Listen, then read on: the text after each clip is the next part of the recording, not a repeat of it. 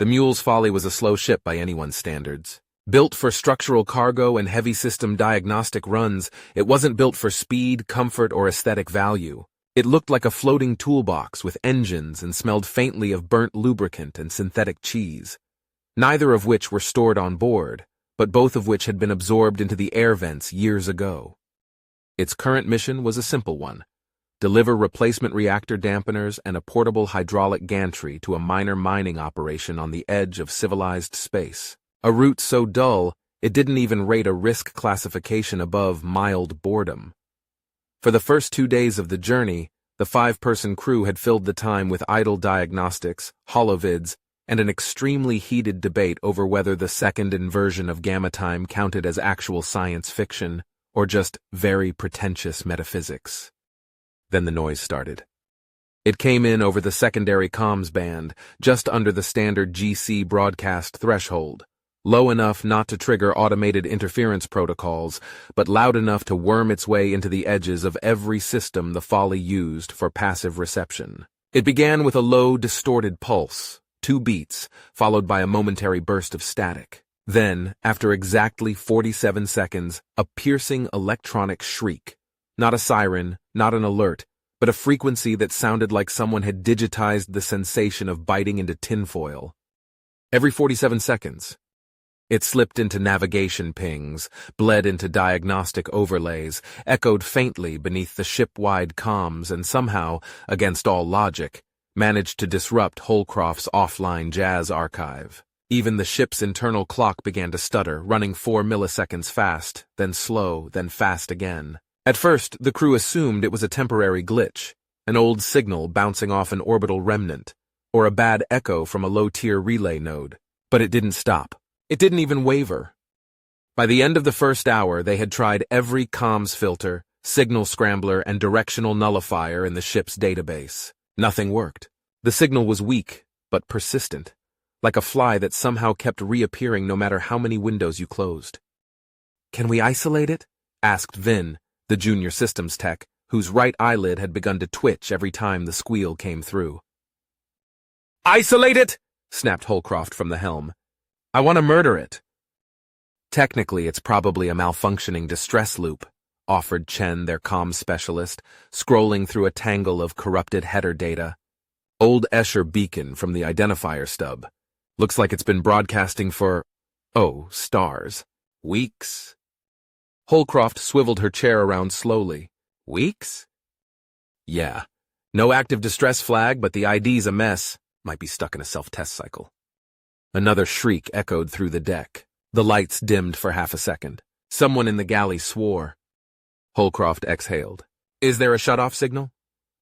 Chen shook her head. "There should be. But the signal's dirty, like someone built a distress beacon out of old chewing gum in spite." A silence fell, broken only by the sound of the squeal cycling again. This time, it cut into the ambient ship noise, producing a flickering light cascade across Deck C that triggered the ship's motion sensor, which in turn activated the automated cleaning drone, which immediately ran into a wall and flipped itself over. "Okay," said Holcroft, standing. "That's it. We're fixing it." "It's not ours," Vin pointed out. "Don't care." "Not our jurisdiction." "Don't care." "We're not even allowed to touch Escher hardware without cross-species technical parity clearance." "I will take responsibility," Holcroft said, reaching for the ship-wide comm panel. She hit the broadcast toggle. "Crew of the Mule's Folly, this is your captain speaking. We are making an unscheduled detour to Sector 4J67 to address what I am now classifying as a Category 4 hostile transmission. I don't care whose beacon it is. I don't care who built it. I don't care what galactic treaty covers it. This is psychological warfare and I will not lose." A beat passed. Then she added, "Prep the tools." Navigation controls lit up as the ship adjusted its trajectory. The detour would cost them 12 hours, maybe more depending on orbital drift. But no one objected. Even the ship's AI, which usually chimed in with objections about deviation protocols, remained silent. Either it agreed, or it had already been driven into sulking mode by the beacon's shriek. The source was triangulated within minutes. An Escher design Class 9 beacon relay, located on the barren crust of a mineral-poor moonlet in the 4J67 cluster. The relay's signal hadn't been flagged as active by any GC-wide monitoring system because of its age and non-standard firmware. According to the archives, it shouldn't have even been on. Holcroft stared at the nav map for a long moment before muttering, "Fine, then we'll turn it off." She logged the detour in the ship's report under Field Noise Mitigation Protocol Level 4, a designation she made up on the spot. It sounded official enough, and she figured no one at Central Dispatch would question an engineer's judgment on deep space signal pollution, especially not after they heard the recording. The mule's folly broke atmosphere with all the grace of a warehouse falling down a staircase. Its descent was deliberate, loud, and mostly controlled. The target moonlet, designated 4J67C, or that dusty ball of rock in Holcroft's words, was barren, unstable, and unfit for colonization. No active GC installations, no registered habitats, no known value beyond a handful of historic survey notes and one increasingly offensive beacon. The ship settled onto a dry ridge that overlooked the coordinates of the signal. The landing ramp extended with a metallic groan, spilling thin dust in curling spirals around the crew's boots as they stepped out in light exosuits. Gravity was low enough that walking required more bounce than stride. No one spoke. No one had slept properly in hours. The beacon was visible even before they reached it, or rather the top of it was. An Eshar, Type 9, tall and square, most of it buried in moon rock and hardened sediment. Only the upper half remained exposed, scorched from sun cycles and shaking gently with every pulse of that damn signal. Chen took one look at it and said, "That thing looks like someone tried to build a fruit juicer out of theology and spite." "Don't care what it looks like," muttered Holcroft, already unpacking her toolkit. "We're turning it off? I've got jazz files that haven't played in rhythm in 4 days." The beacon was still transmitting, 2 short pulses, static, then the squeal. A red status light blinked out of sync with its own power feed. The outer casing bore the traditional Eshar serial stamp, partially eroded, and a maintenance port designed for a tool the humans didn't have, but had already decided to ignore. Vin produced a universal adapter plate, a roll of Terran duct tape, and a multi-tool with at least one component that glowed when it shouldn't. Holcroft gestured to the base of the beacon. "Crack it, gently. I don't want it exploding and killing us and making that sound for another decade." Vin crouched and went to work while the others fanned out to secure the landing zone. The rock was unstable, hairline cracks webbing out from the beacon site. The readings suggested prior seismic activity, recent, maybe within the last 2 months. The ground was too dry to register conventional shock patterns, but some of the fissures still gave off trace heat from where the plates had shifted. Holcroft knelt beside the beacon. "You're going to die quiet," she told it. "Peacefully, if possible." "Still getting loop distortion," Chen said. "It's jammed halfway through a self-diagnostic. I think the internal battery is just barely keeping it alive." "Good," said Holcroft. "Then we pull the core, kill the signal, and forget this ever—" Vin straightened up. "Hold up." They held up.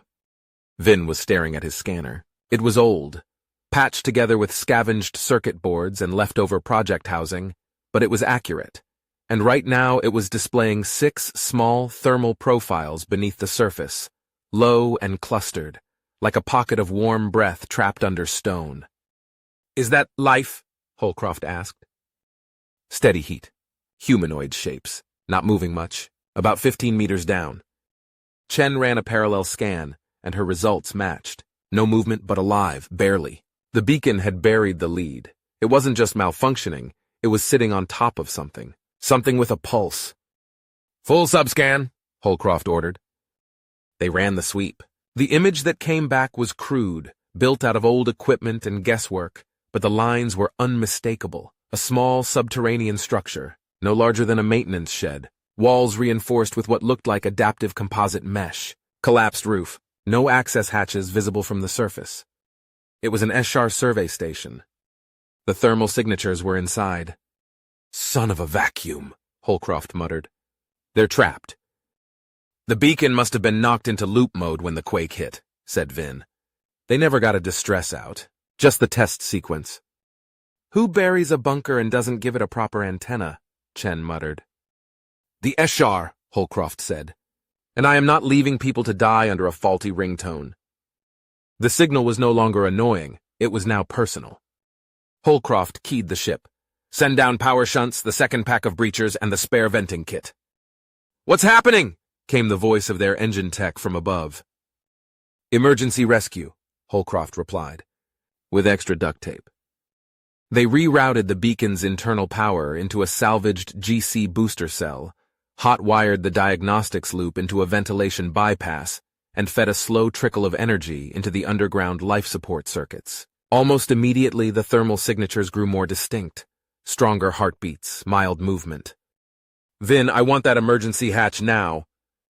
It took them 20 minutes of cutting, prying, and finally using a hull jack to crack open a section of collapsed rock that looked more like it belonged on a quarry floor. A circular hatch appeared, half buried, recessed beneath a crushed ladder column. Holcroft slammed a manual override into the lock plate and turned until her shoulder screamed. With a slow hiss, the hatch opened. Steam billowed out, and then 6 shapes, tall, thin, wrapped in half-torn survival suits, stumbled into the dusty light. The Eshar survey team blinked at their rescuers, eyes wide and glassy from recycled air and darkness. Their suits were smeared with red dust. One of them was carrying a geological scanner duct-taped to a water ration pack. Another was barefoot. The lead officer stepped forward, squinting at Holcroft. You are not Eshar Response Command. Nope, Holcroft said. I'm the engineer who came to make your beacon shut up. I must ask for your clearance to make unauthorized contact with Esh. He collapsed face first into the dust. Chen stared at the group and muttered, They look like someone just woke them up to do taxes. Yeah, said Holcroft, helping one of them up. And I bet they're about to ask for a receipt. Back aboard the Mule's Folly, there was no ceremony. No medallions, no grand declarations of valor. Just 6 Eshar, wrapped in emergency thermal blankets, sitting quietly in the cargo bay drinking rehydrated fruit broth, while looking like they'd been pulled out of a cave, and 5 human engineers, none of whom had slept in the last 30 hours, silently pretending this wasn't even a little unusual. Captain Bess Holcroft surveyed the remains of the dismantled Type 9 beacon now secured in storage. It no longer screamed. That alone was enough to call the mission a success. The beacon had been stabilized, barely. Power routed through an improvised Terran converter block. Signal dampeners jerry-rigged from spare fuse modules and 2 coat hangers. Housing panel repaired with a thin mesh of duct tape, rubberized sealant, and a handwritten note taped to the inside of the casing in bold black marker. You're welcome. Please fix this properly. MF crew. They didn't wait for thanks. After confirming the Escher team was ambulatory, hydrated, and vaguely capable of speech, Holcroft instructed the pilot to break orbit and resume their original route. The delay had cost them nearly a full cycle, but no one seemed to care anymore. Even the ship's AI, typically pedantic about scheduling, had quietly stopped issuing correction prompts. The beacon was quiet. The crew was quiet. The noise was gone. That, Holcroft thought, was enough. But the paperwork was only just beginning. 3 days after the Mule's Folly departed Sector 4J67, a routine GC health and safety flag tripped in a regional Eshar admin node when one of the rescued surveyors, still groggy from oxygen deprivation, attempted to submit a standard post-incident incident summary report without the proper authorization schema. The system flagged the submission as unidentified external interference, which was escalated automatically to the Eshar Ministry of Protocol, then bounced between 4 departments, eventually winding up on the desk of a junior functionary with an allergy to ambiguity and a fondness for policy alignment documents. The resulting report, once fully processed, clocked in at 17,403 words, roughly half of which were footnotes attempting to define whether what happened constituted aid, intrusion, or salvageable cross-cultural nuisance management. One internal memo read, Given that no formal distress signal was broadcast, but that assistance was rendered, and that said assistance both saved lives and violated 4 sections of interspecies technical integrity statutes, we suggest the incident be classified under passive uncontracted aid under unclear jurisdiction. No one wanted to question it further. Meanwhile, Back at GC Central, the incident filtered into the weekly GC Intelligence Operations debrief, buried somewhere between a smuggling ring bust and a case of minor interstellar espionage involving forged spacefaring licenses and a hollowed-out cello. The Mule's Folly entry was initially marked for review as non-critical equipment noise disruption, but was quickly bumped up once it became clear it involved 6 ESHR nationals, a Terran engineering crew, and an unregistered use of duct tape in a sovereign signal system. The review file, compiled under the title Case Review, Human Intervention in Non-Priority Sectors, included the following internal note. Humans appear to respond to low-grade environmental disruption with a disproportionate sense of urgency and personal vendetta. While their efforts are occasionally effective, their motivations appear non-strategic and heavily tied to irritation thresholds. Recommend filter tagging for any recurring low-priority signals likely to be potentially annoying to Terran crews. Meanwhile, aboard the Mule's Folly, the crew logged the detour as incident resolved, noise eliminated. It was the shortest entry in the ship's logs that cycle. When the ESHR finally issued their formal response, it arrived encrypted, embossed with a seal of cautious appreciation, and addressed to GC Fleet Command. The message read, "Gratitude is extended for the unsolicited technical intervention rendered by Terran vessel Mule's Folly. The repair, while unorthodox, preserved the lives of 6 ESHR citizens. Please refrain from using duct adhesive on classified equipment in the future. ESHR Ministry of Surveying and External Protocol." It was followed 3 minutes later by a second, quietly appended addendum. Formal note, it is acknowledged that the adhesive did in fact hold. If you enjoy my stories set in the GC universe, you can now buy Tales from the GC Volume 1 in Kindle and paperback format off Amazon. It would mean the world to me if I sold a few copies, or even if you just flick through 1 or 2 of the stories on your Kindle Unlimited subscription. The links can be found in the description below. Thank you. The next GC story will be out soon.